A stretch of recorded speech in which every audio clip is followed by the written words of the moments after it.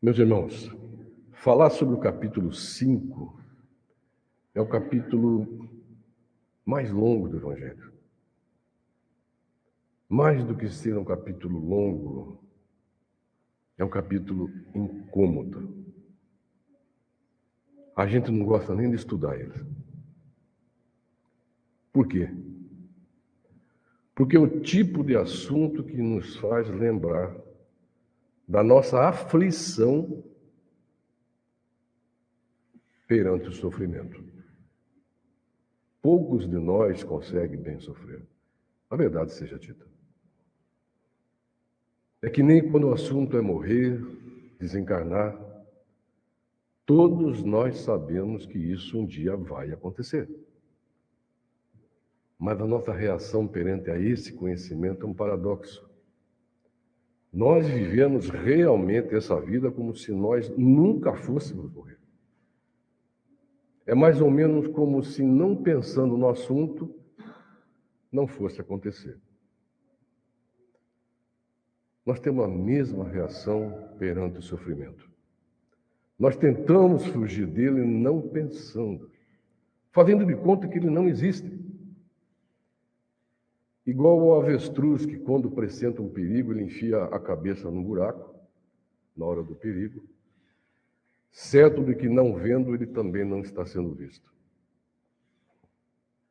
Nós, ao contrário do avestruz, ao invés de enfiar a cabeça no buraco, nós usamos de outros artifícios para não pensar. Um deles é passar a vida correndo. Sem dúvida nenhuma que o tempo anda curto para todo mundo. Os dias passam muito rápido. Quando a gente percebe, os anos voaram, desapareceram. Tudo isso por causa da nossa vida moderna. Mas nós temos que tomar alguns cuidados com as armadilhas que esse novo sistema de vida, que são as mudanças, nos obriga a ter. Nós não podemos perder o equilíbrio. Equilíbrio mental, equilíbrio emocional, equilíbrio espiritual, inclusive equilíbrio físico. Nós, ultimamente, temos gastado tanto tempo na vida virtual que muitas vezes nos faz fugir da vida real. A gente acaba se enganando de novo.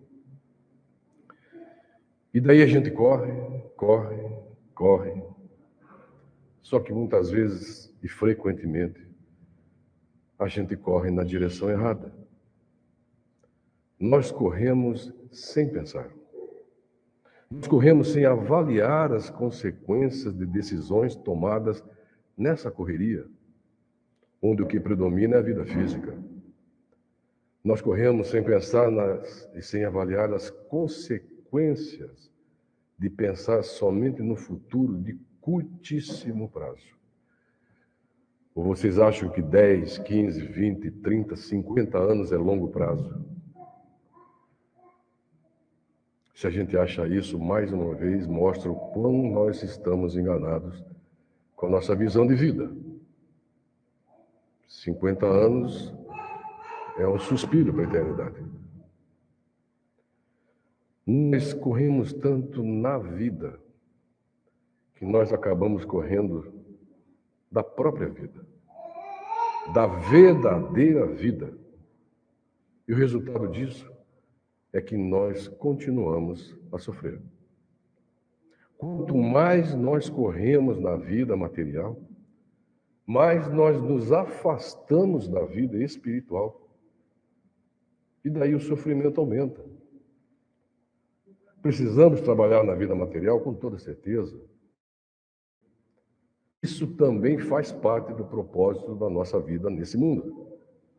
Mas o principal motivo desta vida, agora, que todos nós estamos desfrutando com seus incômodos, com suas dores e com seus sofrimentos, o principal motivo dessa vida é nós lutarmos, é trabalhar muito para crescer, para progredir, sem dúvida, primeiro na vida espiritual. nós costumamos inverter a ordem das prioridades. E a origem disso está na forma como nós nos enxergamos. Nós já falamos sobre isso. Vivemos a maior parte dos dias como se nós só tivéssemos o corpo físico.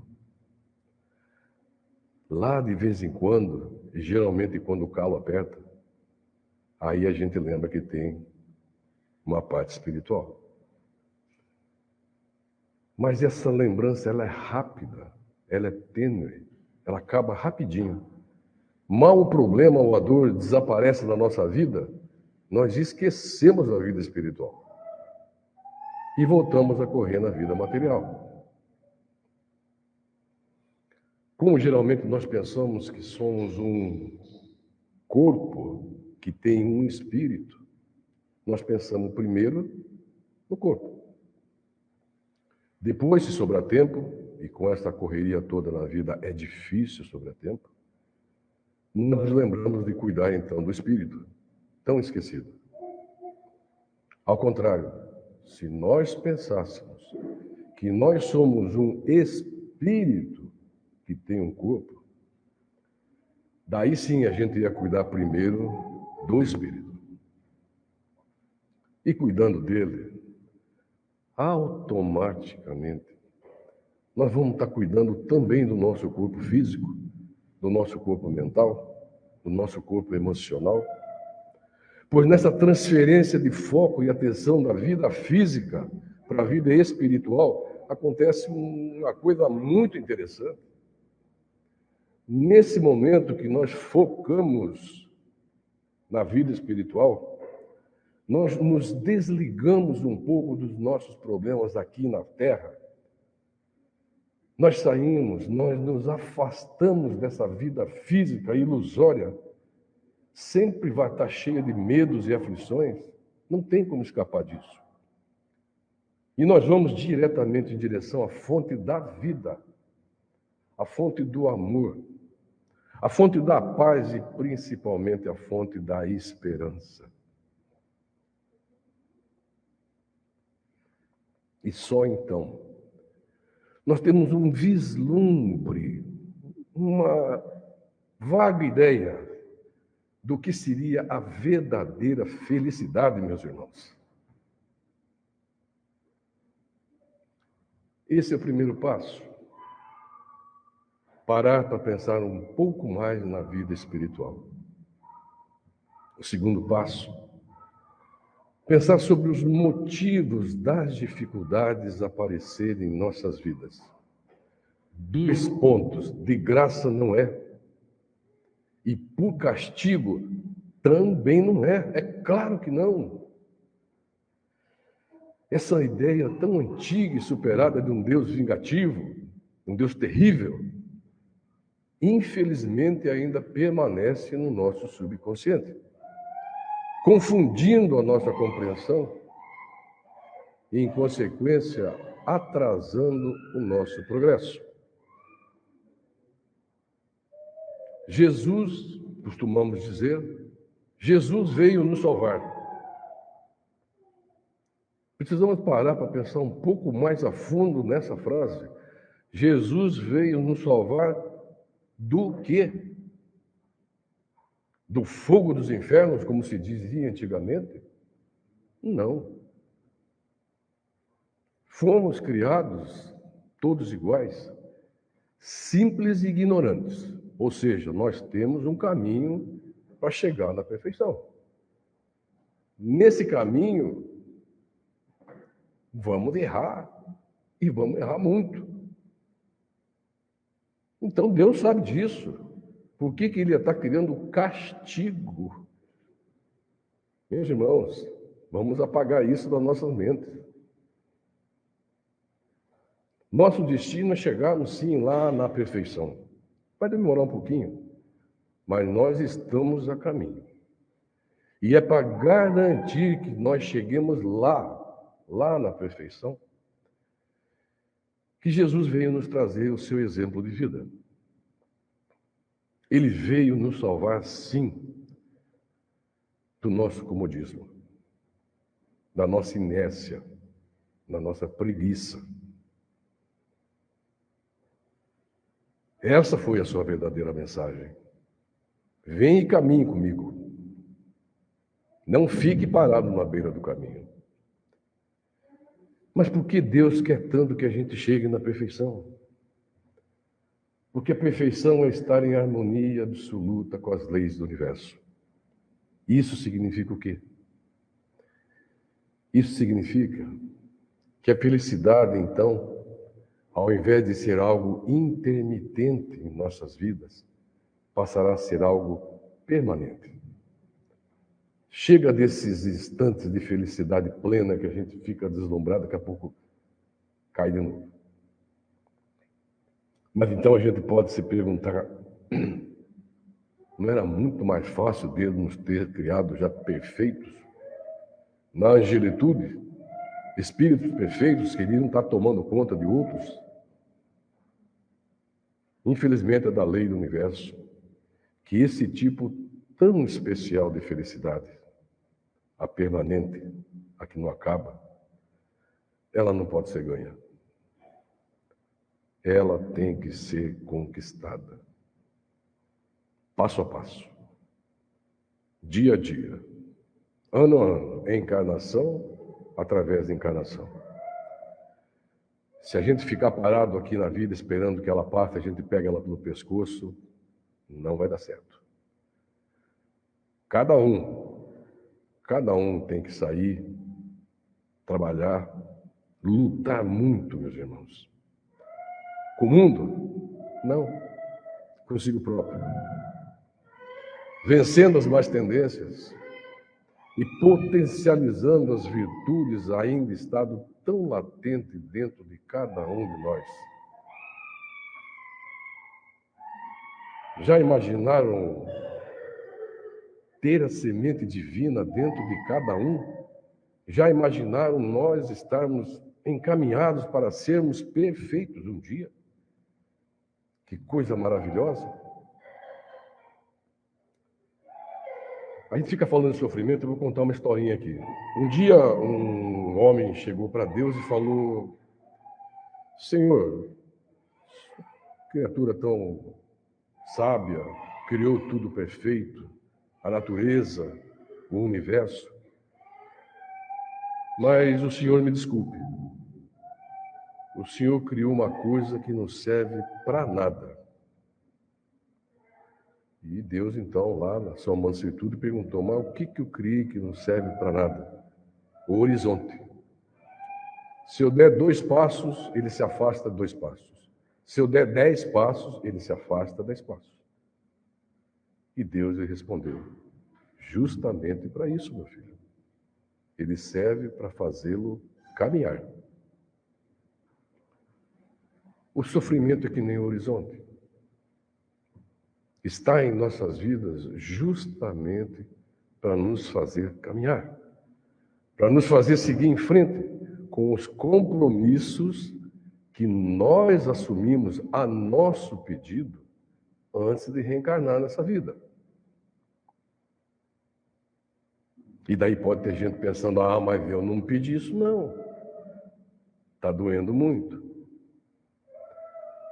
A gente tem que tentar entender que na erraticidade, ou lá no plano espiritual, antes de encarnar, nossa vida foi toda programada. Não tem nada ao acaso. Aqui na vida física, nós temos a oportunidade de progredir em poucos anos, o que seria impossível progredir do lado de lá, do lado espiritual. Por incrível que pareça, do lado de cá, é do lado de cá que as coisas são resolvidas. Do lado de lá nós temos muito tempo para pensar, para analisar, para estudar tudo aquilo que nós fizemos ou que nós deixamos de fazer. Do lado de cá, nós temos pouco tempo para agir, para colocar em prática tudo aquilo que nós aprendemos, para assumir todos os compromissos que nós pedimos, para que a gente possa construir um futuro melhor e mais feliz. Nada na vida acontece sem um motivo. E não vamos aqui nos fixar nos erros que todos nós já cometemos. E vamos cometer muitos outros. Mas, se nós não temos a causa atual das nossas aflições, a gente procura e fala, mas meu Deus, eu fui um cara assim tão, né? A gente tem que lembrar que tem causas anteriores dessa encarnação. Esse capítulo é muito extenso, nós gostaríamos de ter mais tempo para abordar cada item, mas realmente não dá. Fica a sugestão para que todos vocês estudem o capítulo 5. É um capítulo muito rico, difícil.